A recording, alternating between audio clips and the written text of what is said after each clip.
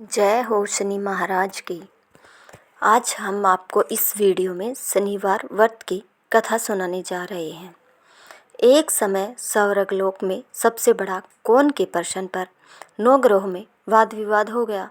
विवाद इतना बड़ा कि परस्पर भयंकर युद्ध की स्थिति बन गई। निर्णय के लिए सभी देवता देवराज इंद्र के पास जा पहुँचे और बोले, हे देवराज, आपको निर्णय करना होगा कि हम में से सबसे बड़ा कौन है।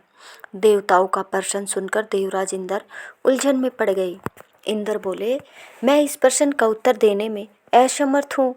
हमें सभी पृथ्वीलोक में उज्जैनी नगरी में राजा विक्रमादित्य के पास चलते हैं।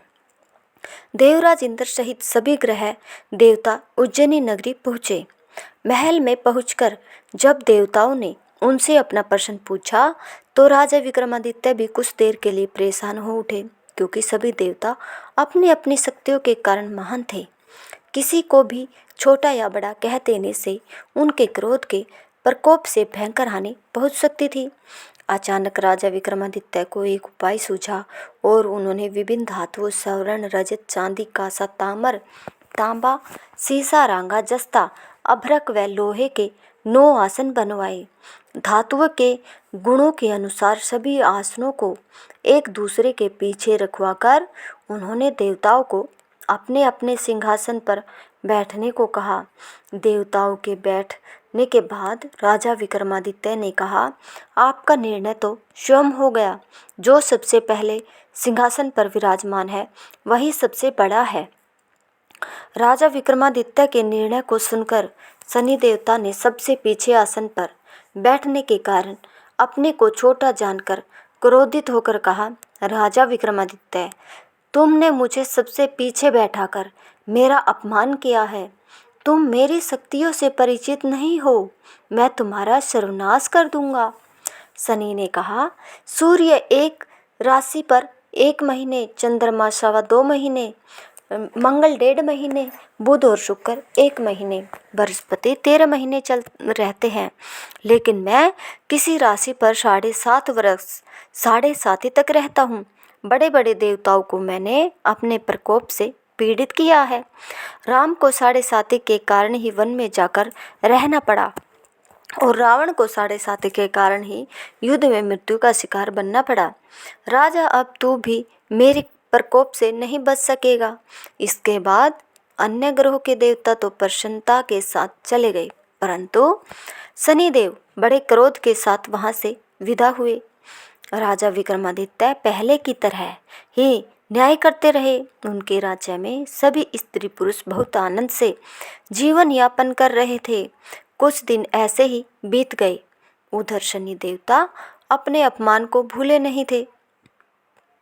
विक्रमादित्य से बदला लेने के लिए एक दिन शनिदेव ने घोड़े के व्यापारी का रूप धारण किया और बहुत से घोड़ों के साथ उज्जैनी नगरी पहुँचे।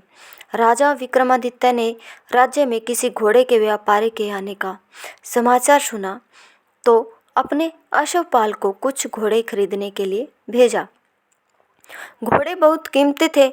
अश्वपाल ने जब वापस लौटकर इस संबंध में बताया तो राजा विक्रमादित्य ने स्वयं आकर एक सुंदर व शक्तिशाली घोड़े को पसंद किया। घोड़े की चाल देखने के लिए राजा उस घोड़े पर सवार हुए तो वह घोड़ा बिजली की गति से दौड़ पड़ा। तेजी से दौड़ता घोड़ा राजा को दूर एक जंगल में ले गया और फिर राजा को वहां गिराकर जंगल में कहीं गायब हो गया। राजा अपने नगर को लौटने के लिए जंगल में भटकने लगा, लेकिन उन्हें लौटने का कोई रास्ता नहीं मिला। राजा को भूख प्यास लगाई। बहुत घूमने पर उसे एक चरवाहा मिला। राजा ने उससे पानी मांगा। पानी पीकर राजा ने उस चरवाहे को अपनी अंगूठी दे दी। फिर उससे रास्ता पूछकर वह जंगल से निकलकर पास के नगर में पहुंचा। राजा ने एक सेठ की दुकान पर बैठकर कुछ देर आराम किया।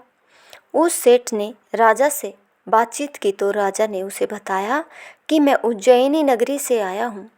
राजा के कुछ देर दुकान पर बैठने से सेठ जी की बहुत बिक्री हुई। सेठ ने राजा को बहुत भाग्यवान समझा और खुश होकर उसे अपने घर भोजन के लिए ले गया। सेठ के घर में सोने का एक हार खूंटी पर लटका हुआ था। राजा को उस कमरे में छोड़कर सेठ कुछ देर के लिए बाहर गया। तभी एक आश्चर्यजनक घटना घटी। राजा के देखते देखते सोने के उस हार को खूंटी निगल गई। सेठ ने कमरे में लौटकर हार को गायब देखा तो चोरी का संदेह राजा पर ही किया, क्योंकि उस कमरे में राजा ही अकेला बैठा था। सेठ ने अपने नौकरों से कहा कि इस परदेसी को रस्सियों से बांधकर नगर के राजा के पास ले चलो। राजा ने विक्रमादित्य से हार के बारे में पूछा तो उसने बताया कि उसे देखते ही देखते खूंटी ने हार को निगल लिया था। इस पर राजा ने क्रोधित होकर चोरी करने के अपराध में विक्रमादित्य के हाथ पांव काटने के आदेश दे दिए। राजा विक्रमादित्य के हाथ पांव काटकर उसे नगर की सड़क पर छोड़ दिया गया। कुछ दिन बाद एक तेली उसे उठाकर अपने घर ले गया और उससे अपने कोल्हू पर बैठा दिया। राजा आवाज देकर बैलों को हाँकता रहा। इस तरह तेली का बैल चलता रहा और राजा को भोजन मिलता रहा। शनि के प्रकोप की 7.5 पूरी होने पर वर्षा ऋतु आरंभ हुई।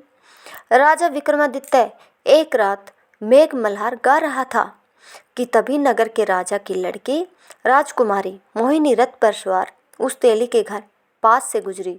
उसने मेघ मल्हार सुना तो उसे बहुत अच्छा लगा और दासी को भेजकर गाने वाले को बुला लाने को कहा। दासी ने लौटकर राजकुमारी को अपंग राजा के बारे में सब कुछ बता दिया।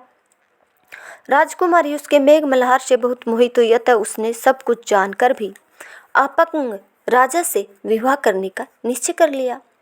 राजकुमारी ने अपने माता पिता से जब यह बात कही तो वे हैरान रह गए। रानी ने मोहिनी को समझाया, बेटी तेरे भाग्य में जो किसी राजा की रानी होना लिखा है, फिर तू उस अपंग से विवाह करके अपने पाँव पर कुल्हाड़ी क्यों मार रही है। राजकुमारी ने अपनी जिद नहीं छोड़ी। अपनी जिद पूरी कराने के लिए उसने भोजन करना छोड़ दिया और प्राण त्याग देने का निश्चय कर लिया। आखिर राजा रानी को विवश होकर अपंग विक्रमादित्य से राजकुमारी का विवाह करना पड़ा। विवाह के बाद राजकुमार विक्रमादित्य और राजकुमारी तेली के घर में रहने लगे। उसी रात स्वप्न में शनिदेव ने राजा से कहा, राजा तुमने मेरा प्रकोप देख लिया, मैंने तुम्हें अपने अपमान का दंड दिया है। राजा ने शनिदेव से क्षमा करने को कहा और प्रार्थना की, हे शनिदेव आपने जितना दुख मुझे दिया है अन्य किसी को न देना। शनिदेव ने कुछ सोचकर कहा, राजा मैं तुम्हारी प्रार्थना स्वीकार करता हूँ। जो कोई स्त्री पुरुष मेरी पूजा करेगा, शनिवार को व्रत करके मेरी व्रत कथा सुनेगा, उस पर मेरी अनुकंपा बनी रहेगी।